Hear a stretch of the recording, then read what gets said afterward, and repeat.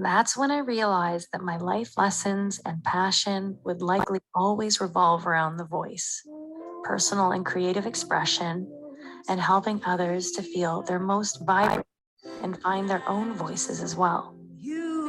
I fully recovered and went on to study music therapy at university with 4 years of classical vocal training. In a sense, there was a lot to learn on the path of freeing my voice.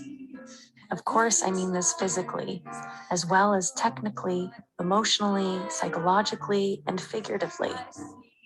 My non-linear journey towards healing took me down many clinical routes and alternative modes of healing for something as vulnerable, personal, spiritual, and energetic as the voice needed to be unpacked mindfully, medically, intentionally, magically, and expressively.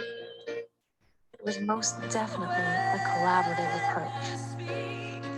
It was my experience that not only vocal fatigue and vocal cord stress could cause my issues, personal life stress, straining, holding, clenching, self-doubt, and appeasing others while swallowing one's own thoughts and feelings could also contribute. It was profound to witness and experience firsthand.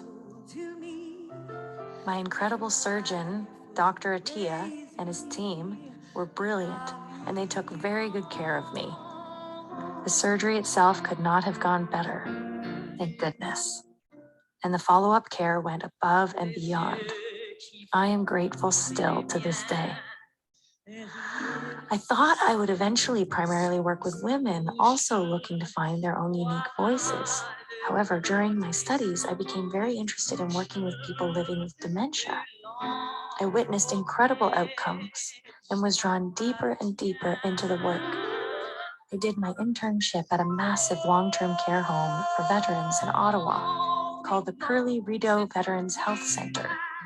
They have over 400 beds, and the facility has a state-of-the-art creative arts and creative arts therapies program. It was the experience of a lifetime.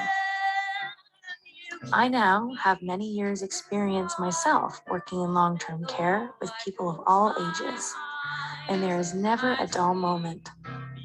I'm particularly passionate about getting my clients singing, and I love supporting them with music. I have a bachelor's degree in music therapy, and I'm certified through my Canadian Association of Music Therapists. As an aside, I'm also a registered yoga teacher, and I like to incorporate some breathing techniques and relaxation exercises into my music therapy sessions. Music itself, however, is my co-therapist. It holds us in a safe space for its duration. It comforts us, and it interrupts pain pathways. It helps us to make sense of our reality and our lives. It's an expressive tool, and it is for me, without a doubt, a universal language. It uplifts, enlivens, and sparks the human spirit and stimulates the brain and body to do miraculous things. There's research being done to better understand the intricacies of how music impacts us in all physical and psychosocial ways. It's a gift to have in my toolbox, and I hope to help spread the word about its positive impact on people's lives for years to come. Raise a joyful noise, everyone. Singing and dancing are two of the most healthy things we can do to release pent-up creative energy in a physical way. Let it out. And remember, dance like nobody's watching and sing like nobody's listening. It is through singing that you can surely unleash your voice. Feel free to find me on social media or through my website. Alongside my music therapy career, I also perform as a singer-songwriter. Thanks for tuning in. Many blessings to you and yours. Namaste. Sarah. Wow, great, Sarah. I think Sarah's joined us, actually. She's put the kids to bed, and hi, Sarah. Hey, Mary. Hi, sweetie. So Hi. that was great. And I know it didn't flow. I know that it was smoother before. I'm not sure if when we change it to Zoom that happens, but the audio was great. So it's great. So thank you so much for sharing that. Are there any questions or comments for Sarah?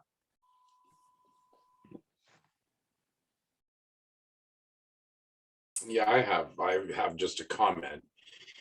It's very interesting when things are put into perspective. So on my drive home today, it was, it's been a kind of a hectic week and planning for some of this stuff with scenic and all that stuff. So I had a moment to go, like, I need some level of release. And obviously, as you're driving, you can't kind of do a lot more than focus on what you're doing. So immediately a song from Great Big Sea popped into my head. And I found it on YouTube because Spotify is a bit of a problem in my vehicle, but I played that song for the duration of what it's worth, sang my heart out, and I just needed the one song. That was it. And it's amazing what kind of release and happiness you can have in a moment of chaos just from that. So it was very interesting. Thank you, Sarah, to be able to hear that in perspective. Like we know that this exists, but when you hear it in context to go, this is clinically what it can do for you. It was very amazing to hear that tonight. So thank you very much for that. Oh, you're welcome, Stan. Thank you so much for sharing. We all have a relationship to music. In fact, I know very, very few people in my experience who don't like music, who don't have their preferences, and who don't lean on it in one way or another throughout their day, throughout their week, and especially in hard times and important times in their lives. When you think of a funeral service, or you think of weddings, or you think of those special times as a teen, maybe at dances, or how you related to your friends, or just all the different ways we connect to music in our lives. It's really amazing because in a way it takes on a life of its own. And often we may not even realize that we're using it to help ourselves. And I hope to shed more light on that, so that we can say, you know what, I need music right now. Mm-hmm. Because not only are you singing, or not only are you listening and taking it in that way, but you're actually engaging with it by singing, by letting yourself emote and then release something that was pent up. And that creative expression is so amazing, and it does a lot of good for us. So thank you for sharing. Great. Thank you, Sarah. Any other feedback or comments? I know there's some comments in the chat as well. Great. Oh, super. Kevin, and then Shelley. Hey, Sarah. I'm Kevin. It's so fun that I'll dovetail my comments on Stan's comments.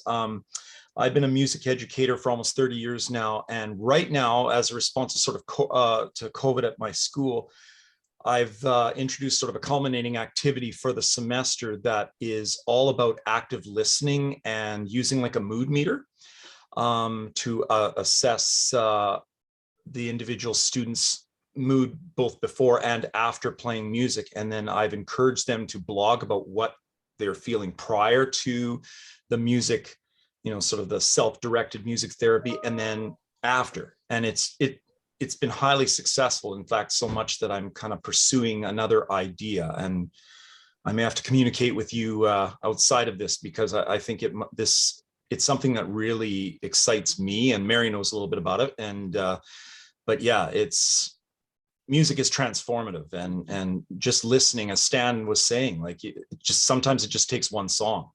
And for my kids, all I have to do is read through all these culminating activities I've received the last number of days from these kids, and like takes them from terrible moods to good stuff. So like, this is so apropos that this entire presentation starts off with this exact wording. Yeah, I'm glad to be here. I'm so glad to be here. Great. Thanks, Kevin. Thank you. Thanks so much for sharing, Kevin. Great. It's Shelley? amazing to see what you're doing to get the kids aware of how they feel as well. It's great. Thank you so much. Shelley, you had your hand up there. Yeah, I wanted to say I used to be part of a singing group for non-singers with Louise Campbell in Montreal. Oh, And okay. with the whole pandemic, it just shut it all down. And I'm taking a nature mentorship program, and part of it is being outside together and being able to sing together. And oh, it just feels so good to blend your voice with others and hear them. And I just miss that so deeply. Yeah. You can't sing with a group on Zoom. It just, it doesn't fly. So yeah. Hooray for outdoors and singing. Yeah. Fantastic. Thank you so much. Those are Absolutely. wonderful. Thank you. Thank you. Yes, there is something, we resonate with each other. And I think that's a part of our creative beings, you know, finding the same wavelength and having that same resonance. It definitely does something to connect us deeper to one another. So we need that. Yes, we can keep spreading the word on that. Yeah, exactly. And Absolutely. it's also that Sarah, I was just thinking about the wonderful connection to community when people sing together. You know, it's kind of it's such a wonderful thing to bring to a community. Small groups, large groups, or whatever, has had an amazing effect on people. And as you say, people sing for special occasions. But I think during COVID, I think, you know, being deprived of that ability to get together has been hard on people. So hopefully we can pick that piece up again and get going with that. Any other comments or questions for Sarah? Great, sorry, super. Goran and then Fred. Sure. Yeah, I just also wanted to thank you, Sarah, for sharing this great story. I mean, there are so many questions that one might have, but just in the limited time, in the interest of time, I'm really wondering how your personal journey of recovery and recovering your own voice, how that kind of affected your own understanding of teaching and working with others and helping them develop their own voice, right? What might you have gleaned through that process? Mm. Ooh, great question. Thank you, Goran. Mhm. For me, I think my empathy and just understanding how to the different ways that we hold back in that vocal way within ourselves, and also the different things that happen in our lives that we might hold back because of. And so I think creating a safe space for people in my presence has been key. All accepting, you know, just aware of everybody who's there and what's going on. And I think that goes a long way to setting people up for feeling comfortable enough to be themselves. Because I think ultimately that's what finding your own voice is finding people who you can share your own voice with. Yeah, that's great. Super. Thank you so much. Thank you. You're welcome. Fred, did you You. want to?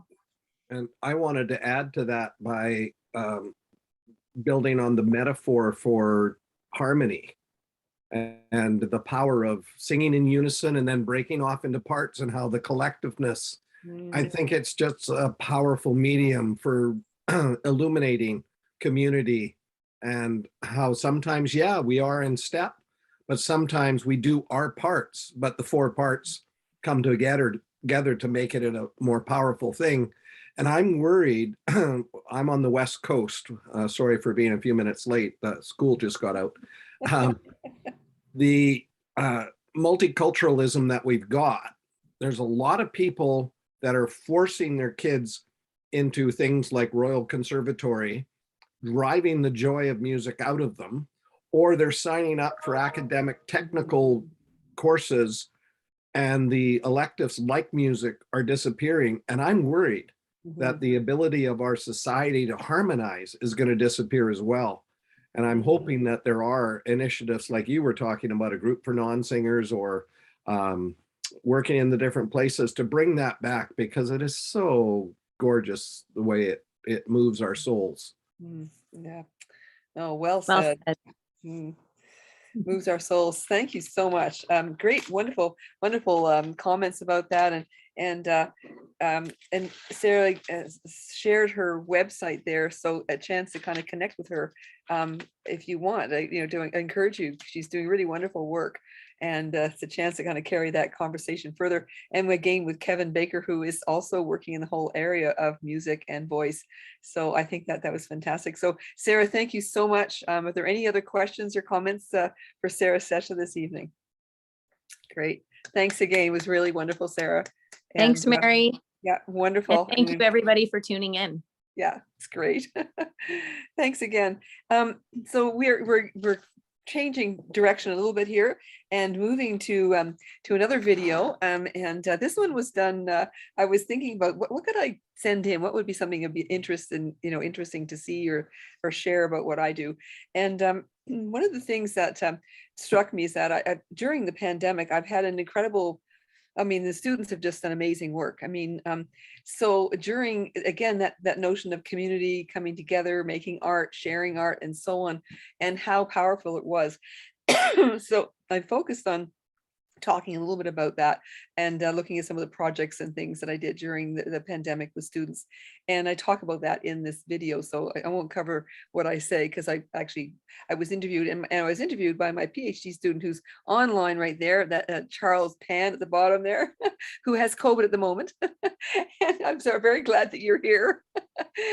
He came and did this video. And again, it's very kind of off the cuff. It's not highly polished, but it does cover a little bit about my teaching strategies. And also I did include a couple of the students' videos that they made in response to COVID. So I hope you enjoy this, and I'll pass it over to Lauren again to bring that up, and then we'll have maybe some questions at the end of this as well. Thank you.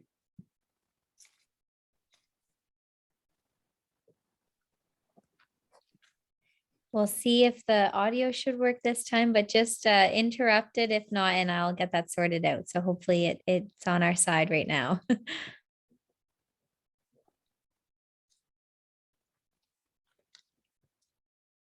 Surgery in my late teens. Oh. And that's the wrong video. So here we go. It's a great honor to have an opportunity for this. Okay. Sorry, everyone. Now. Welcome. Well, thank you. My name is Mary Blatherwick, and I live in Atlantic, Canada. I teach at the University of New Brunswick, which is in New Brunswick. And one of the areas that I teach is visual art education and also creativity. And I have quite a background in intercultural understanding as one of my areas of interest, and also visual literacy.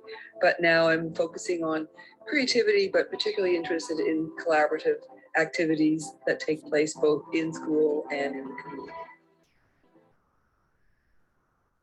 It has been, the last 2 years have been a very interesting time to be teaching visual art and creativity, obviously because we've done a lot of online work and had to think of different ways to actually reach the students and bring them together and so on. So I think that, obviously we use a number of platforms such as Zoom to bring people together. But for me, teaching is a very collaborative activity. It's also a very collaborative, creative activity because the students work off each other and they gain so much insight and inspiration from each other.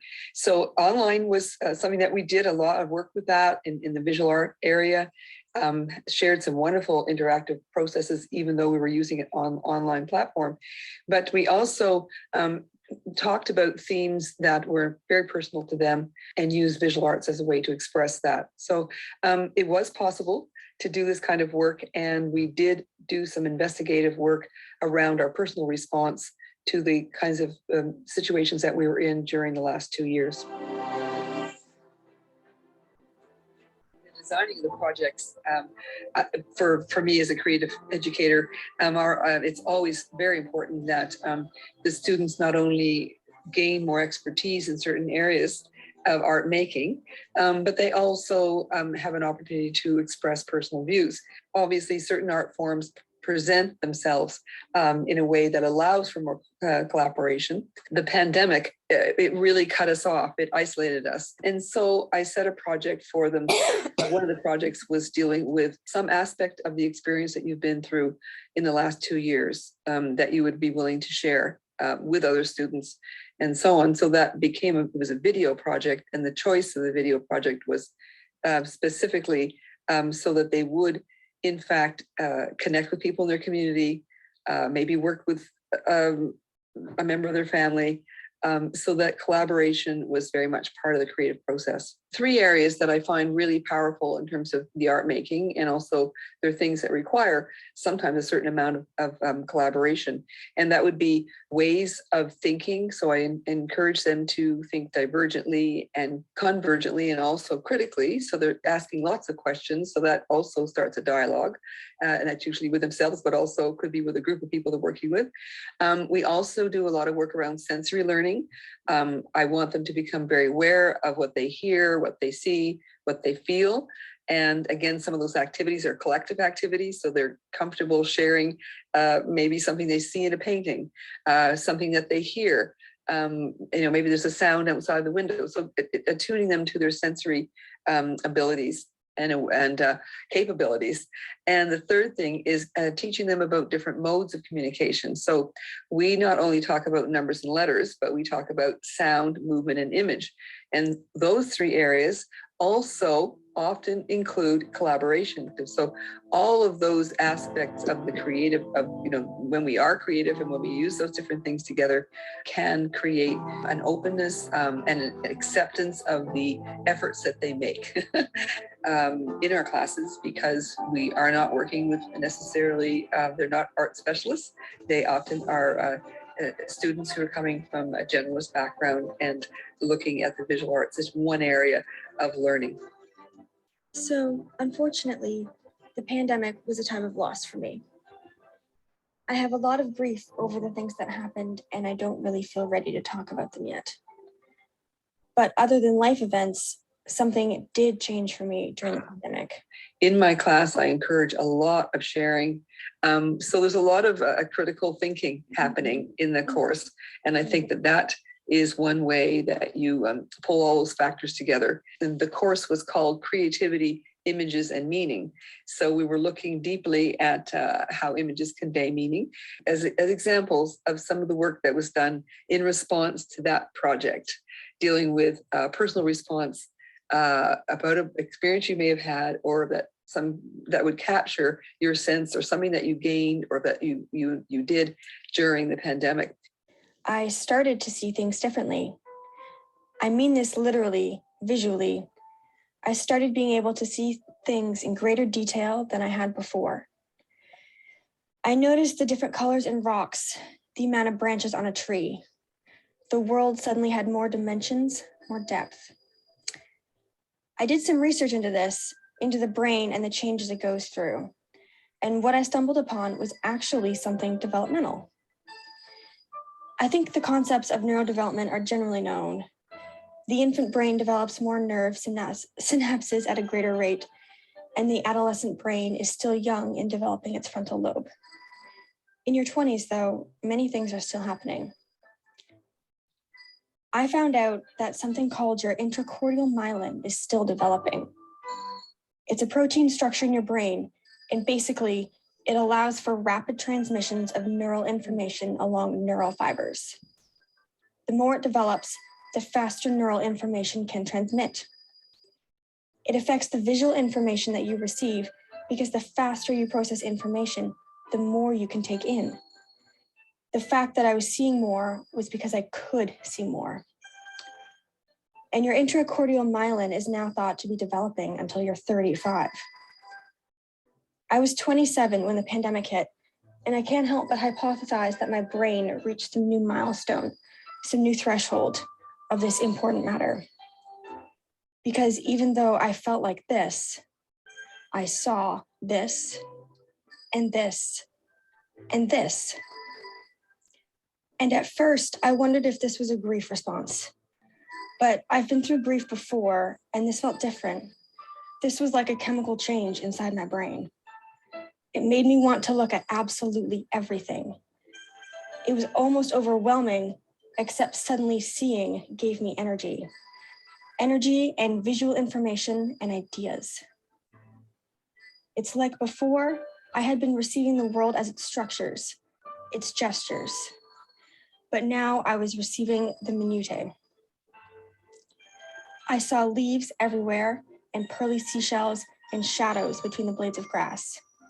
I saw the texture on the bark of trees and the way light falls against the side of my house. I actually saw the reflection of the mountain in the river. I've always been a creative person. I studied it in school. But before this, my creativity came from the inside, from my imagination. But in the pandemic, that changed. Now I saw everything, everywhere, and it all seems so connected. I'm not a photographer. I don't have the patience for it. So instead, I started writing again, fiction. The well had been dry for a number of years, but these images had to go somewhere. My partner took this one at a park in BC this summer. Also, this last one isn't me, this is my partner. She had a really great pandemic. She kind of found a new lease on life. And I think this is an image that captures it perfectly for her.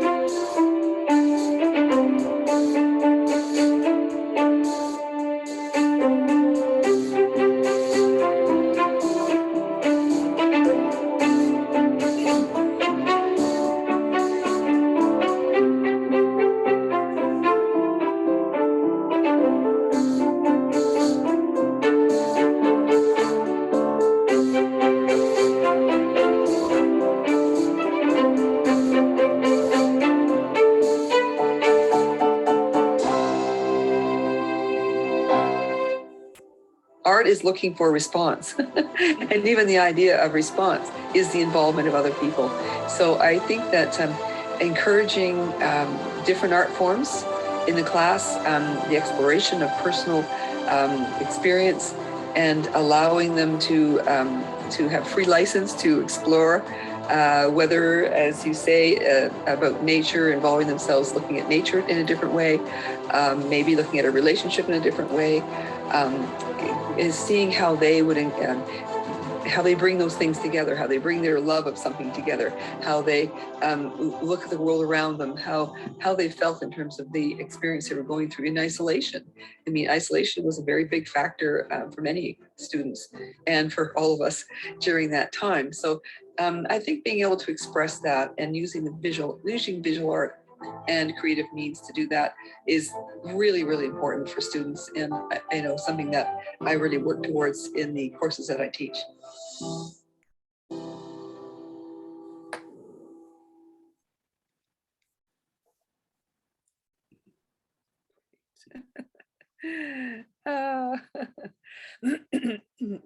Thanks. Again, we just shot that. We didn't do a retake, so there's some repeats in there, but wondering if there's any questions or any comments. Anyone?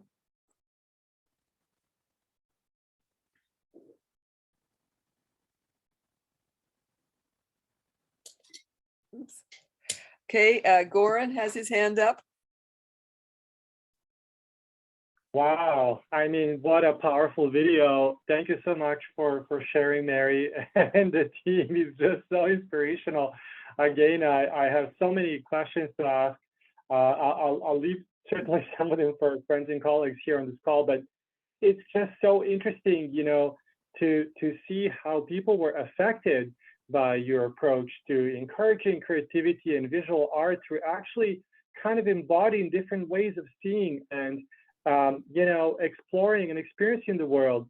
How did you evolve to that sort of point of teaching and understanding in your work in art? How did this present itself to you? Because it just seems so powerful and so beautiful. Wow, that's a good question. Well, I guess that, you know, I think we all teach from you know, our kind of own experiences of things, and I think that I know as an artist myself that idea of being free and open and accepting and seeing the possibilities in many different areas of my life is inspirational. So I try to bring that to the class as well, and a kind of freedom to explore. And you can see from those two videos are very different. And it's too bad it's not streaming well, because actually it streams beautifully otherwise. But you know, just incredibly thoughtful. I really encourage them to do a lot of thinking about what they're doing and so on, but to also investigate the personal. And I think we start with that and not to be afraid of that. And I guess our school system has taught us to, you know, we don't come forward with things. We're kind of shy about, you know, doing anything outside of the normal.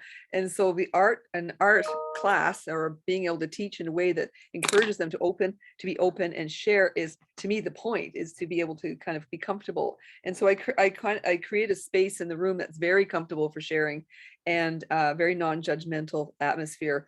And so I get a very wide response from the students that they feel very comfortable, and we have a lot of fun together. It's very playful, and I'm always curious about the kinds of you know, again, huge range of responses to that video project. I mean, they were just, some of them were hilariously funny, some were very deep. Like Grace's was very deep. She was really transformed by the experience. Did a beautiful video. And you know, she's not an art, she doesn't come from it. Like my students, as I say, might have taken it in high school, but they're not from fine art background. Very few of them. So I'm really thrilled to see them open up. And I think it's about us. If we're open and we encourage that that notion of living systems, like that interchange and interconnect, it's really important for them. So that, I mean, it's coming from my own sort of personal belief about making art and about being in society and sharing and pulling things together, that interdisciplinary approach to things. So yeah, I don't know that that's a roundabout answer, but hopefully that touches on some of it. Thanks, Goran. Great, I see some other hands. Who else has their hand up? Peter. Peter Gamble. Yes, hi, Peter. That was amazing, Mary, and I think you've almost stolen my words, because what I find beautiful about what we've been seeing is we almost try to make excuses about people not being artists, but what I believe is that everybody has within them artistry. Yes. And what you do is you create the space for them to explore their artistry. Yeah. And what happens when that happens? I'm not going to say anything else. You've just shown it. It's Yeah, brilliant. it's amazing. And it's moving, Yeah. and it touches the soul. So thank you, Mary. Oh, you're welcome. Yeah, it is wonderful to see the response they have, but we have to create that wonderful, comfortable space. It's all about that. If they feel intimidated, or they feel they're going to be judged, or they're going to be, there's only one theme or only one topic, it doesn't work. It has to be an area where we can play and work with different ideas. Yeah, it's true so much. Thank you so much. Someone else. Oh yes, great. Dean, you had your hand up, or had your yellow hand up. Yeah, I also noticed, because as some of you know, I teach a course on the psychology of creativity, and I have projects, and you probably experience the same thing I experience, which is the regenerative power or energy that you get from your students. Yes. Otherwise, yes, exactly. the other courses I teach, it's just, here it is, here's the information. Yeah. But this, what you're doing, what others are doing, what Kevin was talking about, that project for his students, I get the same thing from my students when they are creating their social enterprises or their games, and they are having to journal the process and such. And it's how they express themselves that I always find so amazing. And I actually feed off of that. Yes. Oh, for sure. Exactly. I learned so much from the students. It's amazing. It's just a wonderful interchange of ideas and thoughts. And you bring some expertise, but they also bring life experiences that we aren't having, and even expertise, like lots of different things that they know about and do. And so it's that I gain that space that we create, that kind of respectful space that really embraces and includes everyone in the process. It's so important, I think. Yeah, that's great. Thank you. Anyone else? Have their hand up. I just can't see it. Shelley, did you have your hand up? I can't tell. No, I did. Sorry, I'm you're doing a stitching of a little puppet head. I can see the hands. If my hands are busy, my brain can stay focused. Otherwise, it's gone. Yeah, that's really lovely. I'd love to be a fly on the wall, because I've got kids that have been to I teach elementary, and I've got classes, like there's one class I'm just braced every time I teach them, because there's a few characters in there who are just so unkind and competitive, and I just don't know how to turn that around. It's really deeply entrenched, and it's I have a stomach ache every time I have to teach them. So that, I guess, that would be the ultimate gift, is how do you transform a group like that into a group that can be creative and supportive instead of competitive and disabling. Yeah.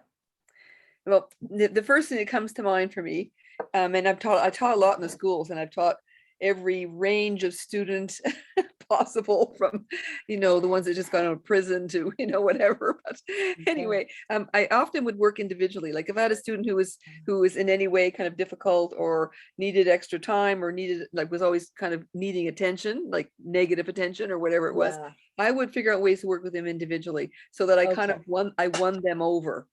So it was a kind of like, how do I, and then bring them back into the group. So like, because otherwise they kind of, as you know, Shelley, they kind of activate everybody else, right? They can. Yeah, so absolutely. They need to be validated. Sometimes it's just, a chance to kind of sit down and really work with them and find out what they really want to do, what kind of project really excites them.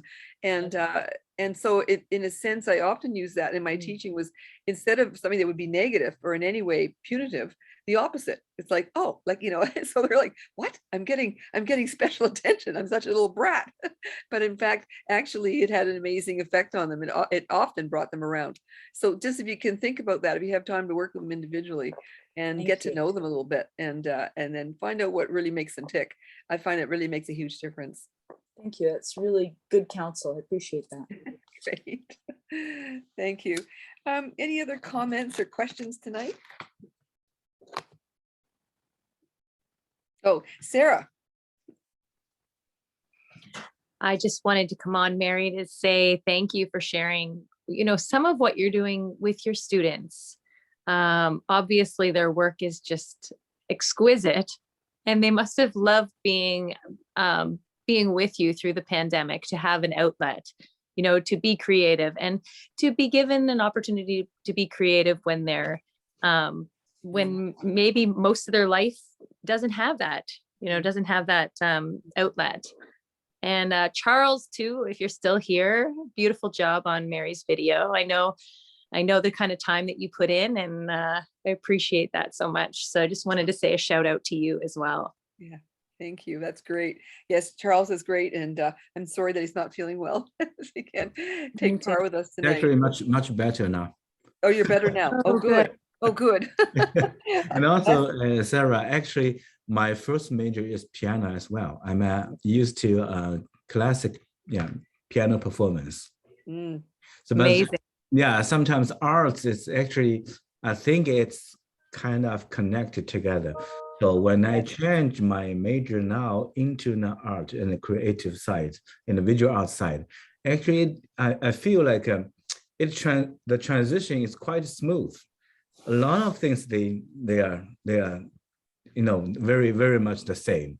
And also you said that the therapy, music therapy, I think it is a big therapy for me in my whole life. When I was young in China, it's I think the only way for me at that time to see the world and to feel the world is via the music.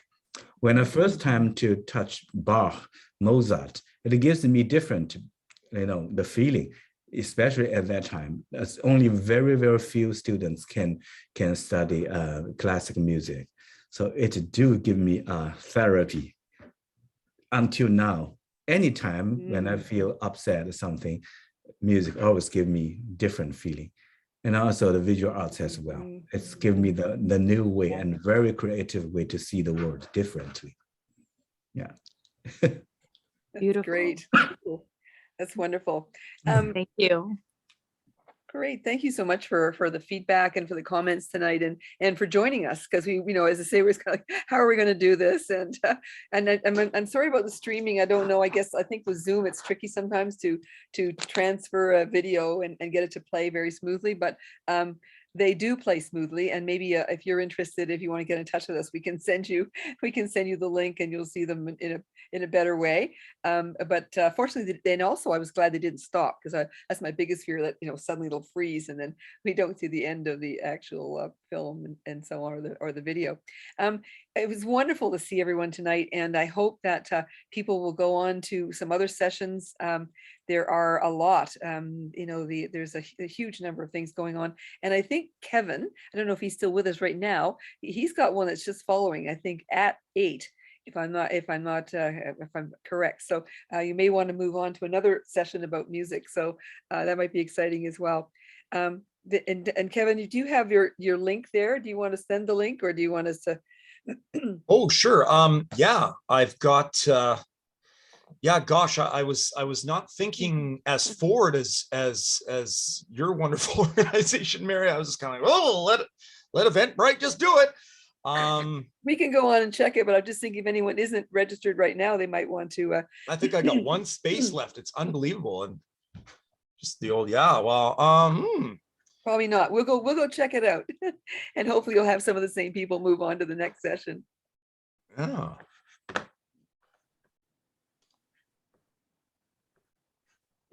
That's okay. We'll go find you. We've got 7 minutes. So yeah, exactly. I might have to respectfully bow out just to start my own Zoom very, very exactly. short. So thank you so much. Thank you. Oh, welcome. Awesome. Thank you. Wonderful to see everybody. Take care. Keep creating. Absolutely. Thanks everyone for coming. Thank you.